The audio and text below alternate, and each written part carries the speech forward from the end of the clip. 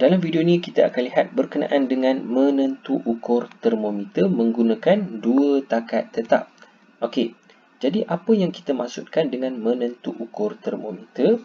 Maksudnya adalah bila kita ada satu termometer yang tidak mempunyai skala, okey, dia tiada skala bacaan dia tidak ada bacaan. Jadi bagaimana kita nak gunakan termometer ini, ataupun mungkin skala bacaan pada termometer ini dia dah tak jelas lagi. Okey, jadi caranya adalah kita perlu menentu ukur dia semula. Okey, kita perlu menentu ukur dia semula, ataupun kita boleh kata sebagai calibrate lah. Okey, kita calibrate balik termometer ini. Jadi bagaimana kita nak menentu ukur dia?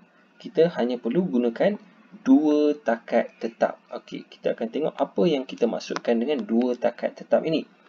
Baik, kita tengok kalau kita pernah belajar suatu ketika dahulu, iaitu air dia akan menjadi ais, dia akan menjadi beku.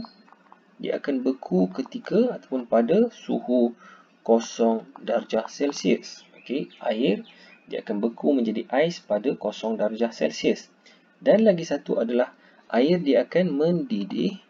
Dia akan mendidih pada suhu 100 darjah Celsius. Okey, dia akan mendidih pada 100 darjah Celsius.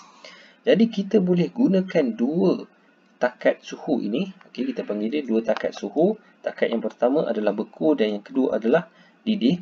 Jadi kita boleh gunakan kedua-dua ini untuk menentu ukur termometer. Apa maksudnya? Maksudnya adalah kita ambil termometer ini, kita letakkan ke dalam okey, contoh cikgu letakkan dia ke dalam air yang mendidih. Okey, kita letakkan dalam air yang mendidih, maka suhu termometer ini dia akan meningkat. Okey, sebagai contoh kita lukis, dia akan meningkat tinggi. Okey, kita meningkat tinggi macam tu. Jadi bila dia naik atas ni, dia akan mencapai keseimbangan terma bila suhu dia sama dengan suhu air didih ni lah. Jadi waktu dia sampai pada suhu air didih iaitu 100 darjah Celsius, maka kita buatkan satu tanda. Okey, sebagai contoh tanda dia panjang ketika dia 100. Dan seterusnya adalah kita letakkan dia dalam takat beku.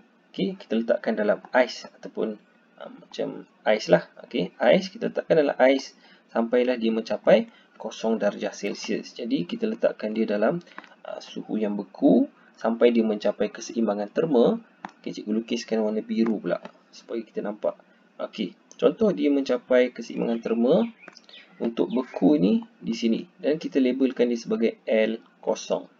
Okey, jadi seterusnya adalah sebagai contoh kita ada satu air yang kita nak tahu berapa suhu dia. Okey, kita tak tahu berapa suhu dia. Jadi apa yang kita buat adalah kita ambil termometer ini, kita letakkan ke dalam air ini. Okey, jadi cikgu pindahkan dia. Pindahkan air ini ke sini. Kita ambil, kita letakkan dengan termometer. Okey, jadi termometer ini dia akan naik kepada bacaan antara 100 dan 0. Okey, kerana dia berada antara 100 dan 0. Jadi cikgu buat dengan warna kuning supaya senang nampak. Okey, jadi dekat sini bila dia mencapai keseimbangan terma dengan air yang kita ada ini, kita labelkan dia sebagai suhu L. Okey, L theta, suhu yang kita nak cari. Suhu dia adalah berapa theta dia.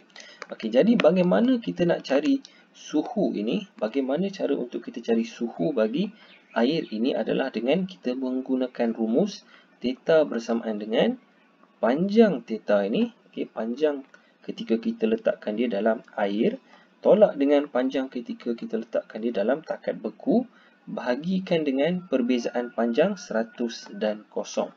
L100 tolak L0. Kemudian kita darabkan dengan 100 dan unit untuk suhu adalah darjah Celsius. Okey, unit dia adalah darjah Celsius. Jadi ini adalah rumus yang kita boleh gunakan apabila kita tidak tahu dia punya skala bagi termometer ini. Okey, kita jumpa lagi pada video yang akan datang.